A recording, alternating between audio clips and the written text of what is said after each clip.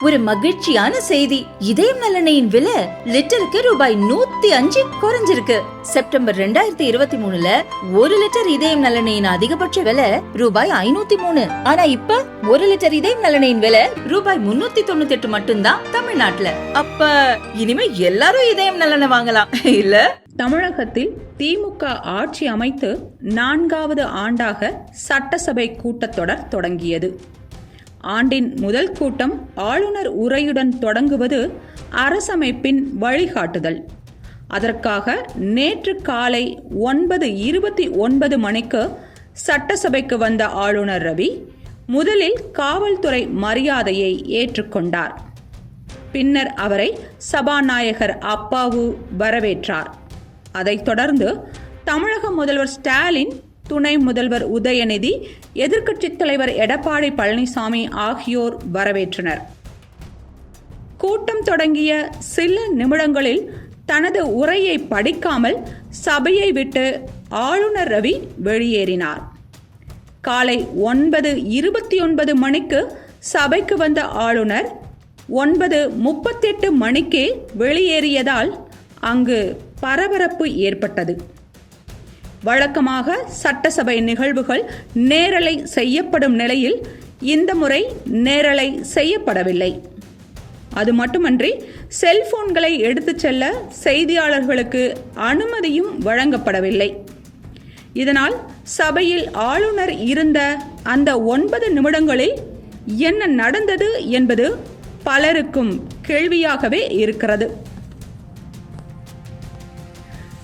சட்டசபை தொடங்கும் முன்பும் முடிவடைந்த பின்பும் தேசிய கீதம் இசைக்க வேண்டும் என ஆளுநர் ஏற்கனவே அறிவுறுத்தியிருந்தார். ஆனால் திங்கட்கிழமை சட்டசபை தொடங்கியதும் முதலில் தமிழ்தாய் வாழ்த்து மட்டுமே இசைக்கப்பட்டது. இதனால் அதிருப்தி அடைந்த ஆளுநர் தமிழ்தாய் வாழ்த்து நிறைவடைந்ததும் சபையை விட்டு வெளியேறியதாக கூறப்படுகிறது. இதற்கு முன் 2023 நடந்த சட்டசபை கூட்டத்தொடரிலும் ஆளுநர் பாதியில் வெளியேறினார்.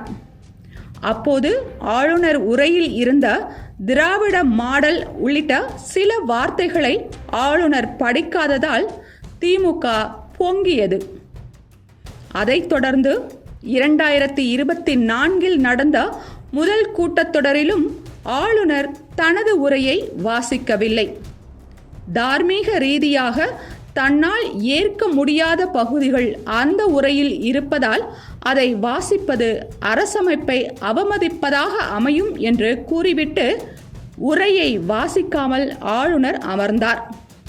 அதைத் தொடர்ந்து சபாநாயகர் அப்பாவுதான் ஆளுநர் உரையை வாசித்தார்.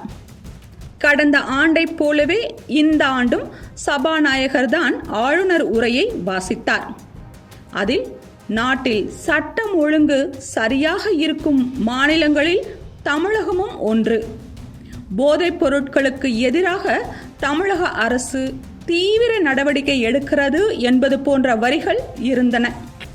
இதற்கு இடையே இந்த சம்பவம் குறித்து ஆளுநர் மாளிகை வெளியிட்ட அறிக்கையில் சட்டசபை தொடங்கும் முன் தேசிய கீதத்தை பாட வேண்டும் என்று முதல்வரிடமும் சபாநாயகரிடமும் ஆளுநர் கோரிக்கை வைத்தார்.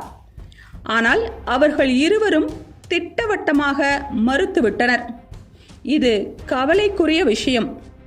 அரசமைப்பு மற்றும் தேசிய கீதத்தை அவமதிக்கும் செயல்களுக்கு உடந்தையாக இருந்துவிடக் கூடாது என்பதால் கடும் வேதனையுடன் சட்டப்பேரவையை விட்டு ஆளுநர் வெளியேறினார் என்று கூறப்பட்டிருந்தது.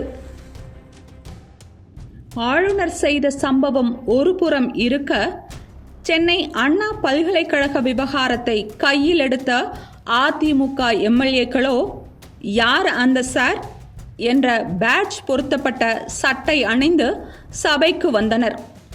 இதுநாள் வரை சமூக வலைத்தள பதிவு, சுவரொட்டி என பல இடங்களில் யார் அந்த சார் என்ற வாசகத்தை ட்ரெண்ட் செய்த அதிமுக இப்போது சட்டசபையிலும் அதை செய்துள்ளது. ஆளுநர் விவகாரத்தை பேசுபொருளாக திமுக மாற்ற, அதற்கு தமிழக பாஜக தலைவர் அண்ணாமலை ஒரு பதிலை கொடுத்தார். அதில் தமிழக சட்டசபையில் 1991 இருந்துதான் தமிழ்தாய் வாழ்த்து பாடப்படுகிறது என்று விளக்கிய அண்ணாமலை, ஆளுநரை வைத்து மக்களை திசை திருப்பும் வேலையை செய்யாமல் சென்னை அண்ணா பல்கலைக்கழக மாணவிக்கு நீதி கிடைக்க தேவையான நடவடிக்கையை பாருங்கள் என்று சாடியிருந்தார். சட்டசபையில் நடந்த சம்பவங்கள் குறித்து புதிய கட்சியான தாவேகாவின் தலைவர் விஜய் வெளியிட்ட பதிவில், ஒவ்வொரு முறை சட்டமன்றம் கூடும்போதும் மரபு சார்ந்த செயல்பாடுகளில் ஆளுநருக்கும் அரசுக்கும் இடையே மோதல் போக்கு உருவாவது தொடர்கதையாகி வருகிறது. இது ஜனநாயகத்திற்கு நல்லதல்ல. இந்த போக்கு கைவிடப்பட வேண்டும் என்று இரு தரப்புக்கும் கோரிக்கை வைத்துள்ளார். அது மட்டுமன்றி சட்டமன்ற நிகழ்ச்சிகள் முழுவதையுமே எந்தவித இடையூறும் இல்லாமல் நேரலையில் ஒளிபரப்ப வேண்டும் என்று தமிழக அரசை வலியுறுத்தியுள்ளார். நாடாளுமன்ற நிகழ்வுகளை எந்த தடையும் இல்லாமல் மத்திய அரசு முழுமையாக வெளியிடுகிறது. ஆனால் சட்டசபையின் நிகழ்வுகளை தமிழக அரசு முழுமையாக வெளியிடவில்லை என்ற விமர்சனம் உள்ளது. இதுநாள் வரை அதை எதிர்க்கட்சிகள் மட்டுமே பேசி வந்த நிலையில் இன்று ஆளுநர் மாளிகையே அந்த விஷயத்தை பேசியுள்ளது.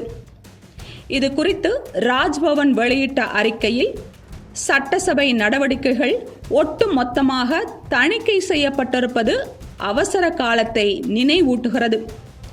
சபையின் நடவடிக்கைகளை மக்கள் முழுமையாக தெரிந்து கொள்ள வேண்டும். ஆனால் மாநில அரசின் வெட்டப்பட்ட காட்சிகள் மட்டுமே ஒளிபரப்பப்படுகிறது என்று கூறப்பட்டுள்ளது.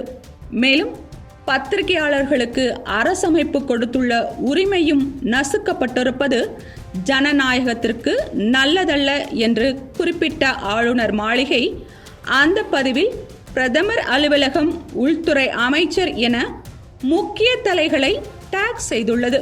அடுத்து நடக்கப்போவது என்ன?